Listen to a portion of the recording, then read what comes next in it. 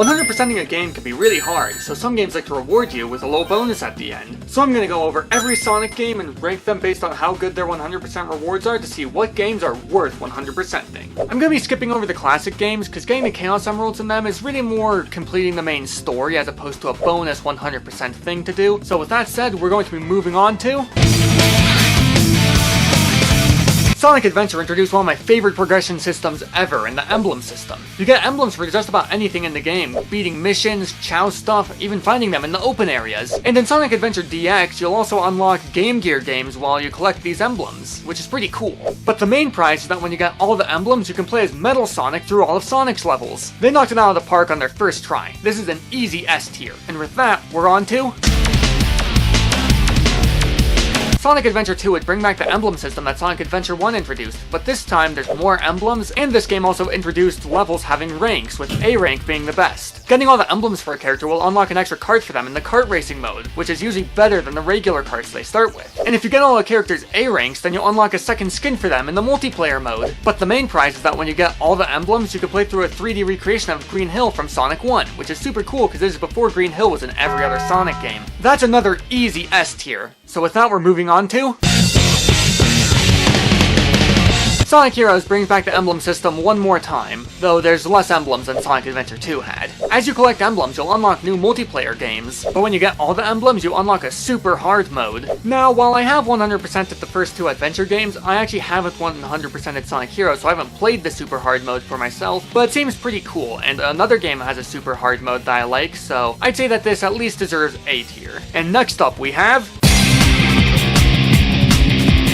Shadow the Hedgehog ditched the emblem system and instead just counts how many A ranks you've gotten. It's not quite as cool as the emblem system, but it still does its job fine enough. And this is another game I have 100%ed myself. Once you get all the A ranks, you'll unlock Expert Mode, which is a gauntlet of playing all the levels in the game back to back in a super hard difficulty, which I think is super fun, and a lot of the levels have some cool new puzzles and ways to complete them. It'll be going in A tier, and if you're wondering why it's not going any higher, it's because I think expert modes in these games feel like something that you should get a reward for beating rather than being the reward. What are some games that you've 100%ed? Let me know in the comments down below. I'll be skipping the Sonic Advance games for the same reason I skipped the classic Sonic games, so with that, we're on to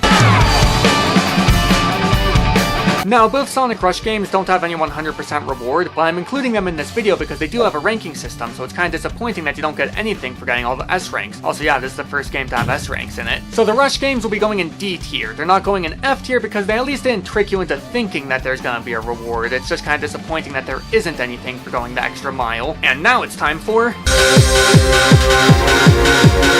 in Sonic Riders, if you get all the gold medals in all the mission modes and World Grand Prix, which I did do, you get to play as Super Sonic. Unfortunately, Super Sonic is kind of the worst character in the game. Instead of losing air energy like all the other characters, you lose rings every second, which is annoying because it's a lot easier to get air energy than it is to get rings, making it really hard to really be Super Sonic. So this one will be going in B tier. It'd be going higher if Super Sonic was actually good to play as. And with that, we're on to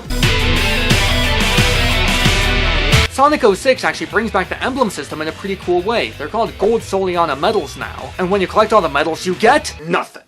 Yeah, bringing back a version of the emblem system from the adventure games and then giving you nothing for completing it is super lame and completely tricking you. That's going in F tier. And now we're on to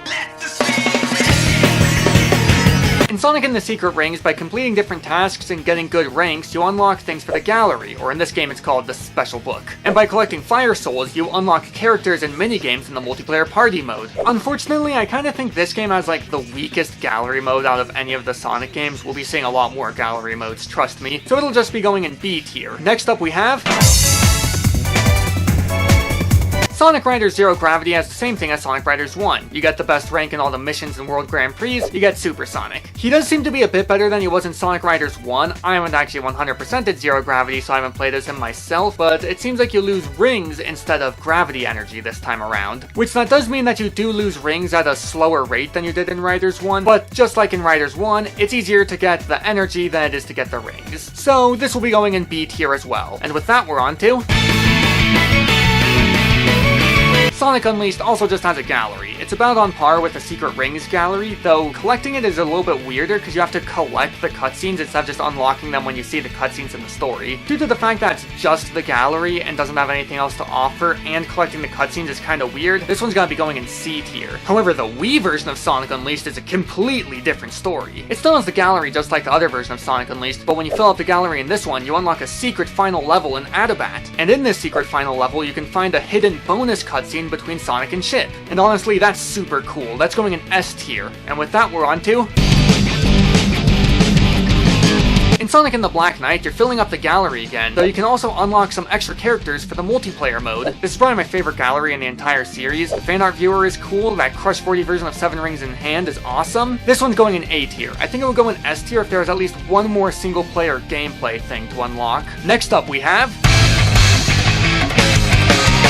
Sonic Colors tracks your S ranks like how Shadow the Hedgehog tracked your A ranks, except for in Sonic Colors you don't get anything for getting all the S ranks. Instead what you do is you get all the red star ranks to unlock all the Sonic Simulator levels to get up the Chaos Emeralds to be Super Sonic. And I've actually done this twice. I've 100%ed Sonic Colors and Sonic Colors Ultimate. Now Super Sonic is cool and all, but after doing all of that, you still can't even be Super Sonic in bosses, which is super disappointing, so he's going down in B tier. However, in the DS version, instead the 100% bonus is collecting all the special rings, which unlocks the ability for you to infinitely boost. That's pretty cool, so it's going in A tier. And now we're on to... Sonic Free Riders goes the same way as the other Riders games. Get the best rank and everything, get Super Sonic. And while I haven't played Sonic Free Riders because I don't want to use a Kinect, it seems like Super Sonic is actually good in this one. You only lose rings when you do this boost, which seems completely fair. So this one's going in A tier. And with that, we're on to... In Sonic Generations, once again, you're filling up a gallery, though there is one extra bonus. If you get all 5 red star rings in Planet Wisp Act 1, you can unlock the classic Sonic homing attack. Which, while that is pretty cool, I really think that should have been a bonus for getting all the red star rings, then it would have felt more like a 100% bonus. But it's close enough, so I'm gonna be putting it in A tier. However, on the 3DS version of Sonic Generations, it's just a gallery, C tier. And with that, we're on to... In Sonic Lost World, you get the Chaos Emeralds by collecting all the red star rings, and then you can be Super Sonic. And this time you can actually be Super Sonic in the bosses, so that's going in A tier. Now in the 3DS version of Sonic Lost World, you get Super Sonic by doing the special stages, and instead, getting all the red star rings in an area unlocks a special bonus level in that area. These bonus levels really aren't anything too special, and it feels like beating the bonus levels should be amounting to something bigger, but it's still cool enough that it's going in A tier. And with that, it's time for... Sonic Boom Shattered Crystal kind of brings back the emblem system. They're called Sonic Medals now though, and this is another one that I've personally 100%ed. And when you get all the Sonic Medals, you can go to Sonic's house and see...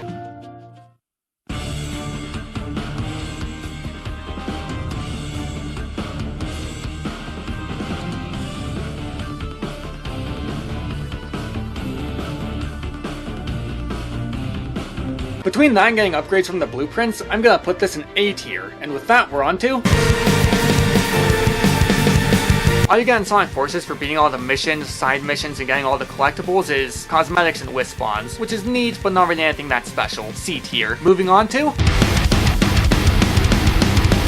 Sonic Frontiers really didn't have anything before the DLC, but after the updates came out, they added a bunch of extra things. Getting all the S ranks in the boss rushes would unlock extreme difficulty, getting all the S ranks in the cyberspace challenge would unlock the ability to do the power boost in cyberspace, and getting all the S ranks in those absolutely atrocious, unfun action chain challenges gets you the spin dash. The spin dash is definitely the best of these rewards, and I really didn't feel like doing the action chain challenges, so I'm glad that the third DLC just gives it to you for free when you start another story. All these things are pretty cool. Cool enough to get in an A tier. And with that, we're on to...